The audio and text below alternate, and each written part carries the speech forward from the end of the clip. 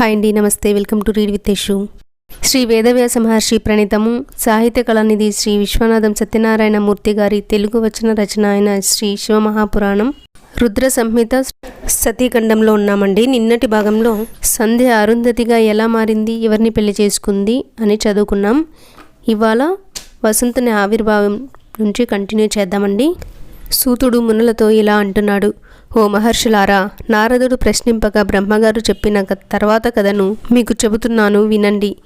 తన కుమార్తె అయిన సంధ్య విషయంలో తానే వ్యామోహాన్ని పొందిన పితామహుని ఎదుట ప్రత్యక్షమై హితోపదేశం చేసి అంతర్ధానమైన శంకరుని యందు ఈర్ష్యను పొందాడు బ్రహ్మగారు. ఏ ఉపాయం చేతనైనా సరే శంభుని కాంత వ్యామోహ పీడితుణ్ణి చేస్తే తప్ప తనకి అవమాన భారం తొలగదని సంకల్పించి తన కుమారులైన దక్ష మారీచ్యాదులను పిలిచి ఇలా అన్నాడు: కుమారులారా, విషదక్తమైన శరాఘాతంలా శంకరుని పలుకులు నన్ను బాధిస్తున్నాయి.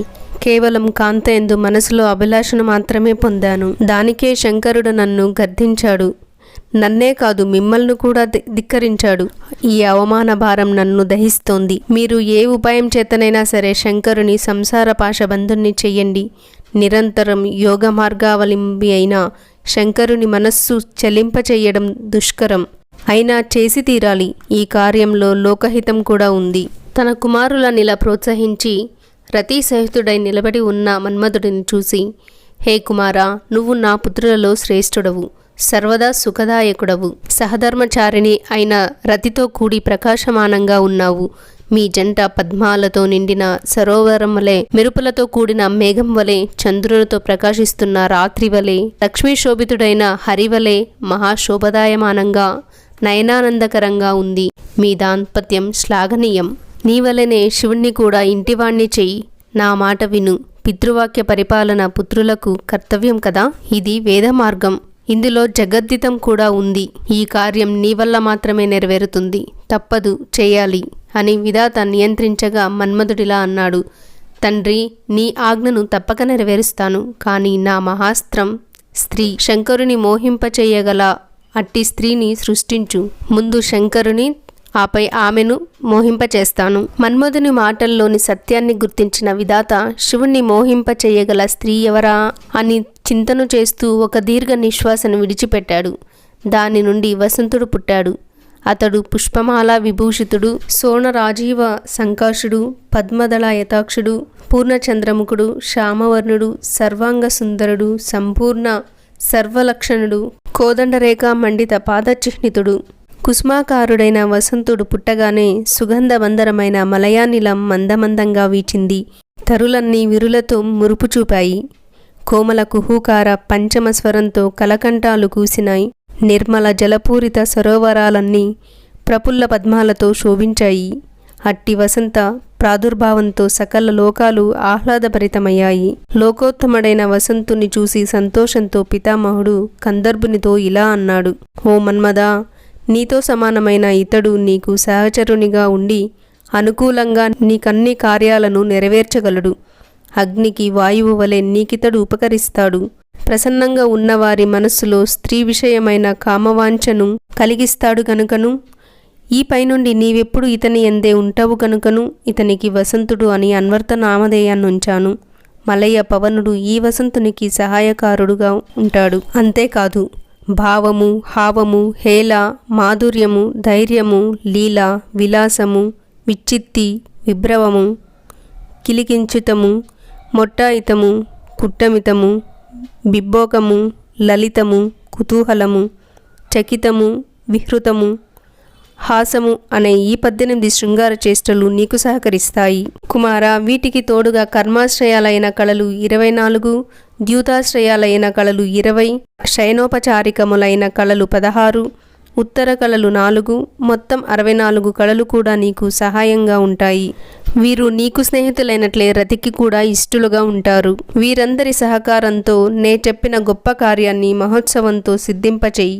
హరుని మోహింపచేయగల సుందరాంగిని మనసులో పరిపూర్ణంగా భావన చేసి ప్రయత్నపూర్వకంగా సృష్టిస్తాను. బ్రహ్మ పలుకులకు సంప్రీతుడైన మన్మధుడు అక్కడున్న వారందరి పాదపద్మాలకు నమస్కరించి వారి ఆశీర్వచనాలను పొంది శివస్థానానికి పయనమయ్యాడు. మహావీరుడు మోహకారకుడు అయిన మన్మధుడు తన అనుచరగణంతో శివస్థానానికి వెళ్ళగానే అక్కడొక చిత్రమైన వృత్తాంతం జరిగింది. వినండి. మారడు తన ప్రభావాన్ని విస్తరింపచేసి సకల ప్రాణులను మోహపెట్టాడు. వసంతాగమనంతో వనంలో తరువులన్నీ వికసిత కుసుమ మంజురలతో అతిలోక సుందరంగా తోచాయి. శీతల సుగంధ వాయువులు వీచాయి. శుకపిక శారికాది ద్విజగుణాలన్నీ కిలకిల రావంతో కలరవ స్వరంతో గానం చేశాయి. కుసుమ పరాగపు రాశులు తిన్నెలై నిలిచాయి. పుష్ప మకరందం వర్షంలా కురిచింది. వెన్నెల విరిసింది. చక్రవాక పక్షుల జంటలు దాంపత్య ధర్మ క్రీడా వినోదంలో మురిశాయి. మయూర మిథునాలు శృంగార రసోద్రేక హేతువులై చిత్రగతుల నర్తనం చేశాయి. లతా పరివేష్టితమైన క్షితిరుహాలన్నీ పరస్పరాలింగన సౌభాగ్యంతో పులకించిపోతున్నాయి. ఆహా, ఏమా దృశ్యం! చేతనాచేతనమైన జగత్తు శృంగారపు పొంగులో నింగిముట్టింది. సర్వము కామతంత్ర పరాధీనమే. అయినా మహాదేవుడు సర్వజ్ఞుడు అయిన శివునిలోనూ ఆయన గణంలోనూ ఎట్టి మన్మథ వికారం పుట్టనే లేదు. మన్మధుడు తను పట్టిన పట్టు విడిచిపెట్టనూ లేదు. ఆయన సమాధి స్థితిలో ఉన్నప్పుడు లేనప్పుడు, హిమవత్ పర్వత మైదానాలలో సంచరిస్తున్నప్పుడు ఎక్కడున్నా మదనుడు అదును చూసి వెంబడించి తన ప్రభావాన్ని ప్రకటిస్తూనే ఉన్నాడు. తన ప్రయత్నాలన్నీ నిష్ఫలం కాగా కిన్నుడై బ్రహ్మను చేరి గద్గద స్వరంతో ఇలా అన్నాడు. హే బ్రహ్మాన్, యోగనిష్ఠుడైన శంభుని మోహింపచేయడం అసాధ్యం.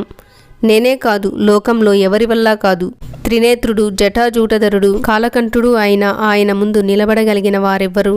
వీరాది వీరుడైన పుష్పధన్వుని బేలమాటలను విన్న పితామహుడి మనస్సు దుఃఖంతో నిండిపోయింది. దీర్ఘంగా ఓ నిట్టూర్పు విడిచాడు. ఆ నిశ్వాస మారుతం నుండి అసంఖ్యాత మహాబలులు, భయంకరులు, చంచలులు అయిన గణాలు పుట్టుకొచ్చాయి. వారందరూ లేమావి చిగురువలే నాలుకలు వేలాడగా భేరి, పటహ ఇత్యాది భయంకర వాద్యాలను మోగిస్తూ చంపండి, నరకండి అంటూ అరుస్తున్నారు. అప్పుడు మారడు వారందరినీ వారించి బ్రహ్మతో ఇలా అన్నాడు. ఓ విధాత, వీరందరినీ సృష్టించిన వాడవు నీవే. వీరందరికీ నామకరణం చేసి నివాసాన్ని ఏర్పాటు చేయి. కర్తవ్యాన్ని బోధించి కర్మలయందు వినియోగించండి. మారుని ఆంతర్యాన్ని గుర్తించిన సృష్టికర్త ఇలా అన్నాడు. ఓ మీనకేతన, వీరు పుడుతూనే మారయ అంటే చంపుడు, మారయ అంటూ అరిచారు కనుక వీరు మారులు అని పిలువబడతారు. నిన్ను అనుసరించి నువ్వు చెప్పిన పని చేస్తారు. నీ పుష్పబాణాలకు వశులైన మానవులకు చిత్తభ్రాంతిని కలిగిస్తారు. జ్ఞాన మార్గంలో ఉన్న వారికి విఘ్నాలను కలిగిస్తారు. వీరే మారగణాలు. వీరి సహాయంతో శివుని మోహింపచెయ్యి. బ్రహ్మ మాటలకు మారునిలో కొంత ధైర్యం వచ్చి ముఖంలో ప్రసన్నత గోచరించింది. అయినా గతానుభవం దృష్ట్యా నిశ్చయంగా కార్యసిద్ధి అవుతుందని నమ్మకం కలగలేదు. పైగా ముక్కంటి అయిన శంకరుడు తన భయంకర ఫాలాగ్ని కీలలతో భస్మం చేస్తాడేమో అని భయకంపితుడయ్యాడు. ధైర్యంతో కర్తవ్యనిష్టకు పూనుకొని రతి వసంతాలతో మారగణంతో శివధామానికి వెళ్ళాడు. వెళ్ళి ఇంతకు ముందు కంటే బహువిధోపాయాలను ప్రయోగించాడు మదనుడు. శివప్రభువుకు ఎట్టి మోహము పుట్టలేదు. తేజోహీనమైన ముఖంతో విరించి చెంతకు వచ్చి, పితామహ, శివుని విషయంలో నేను పరాజయం పొందాను. నా పూర్వపుణ్య విశేషం వల్ల ఈ లోక పూజ్యుడు నన్ను భస్మం చెయ్యలేదు.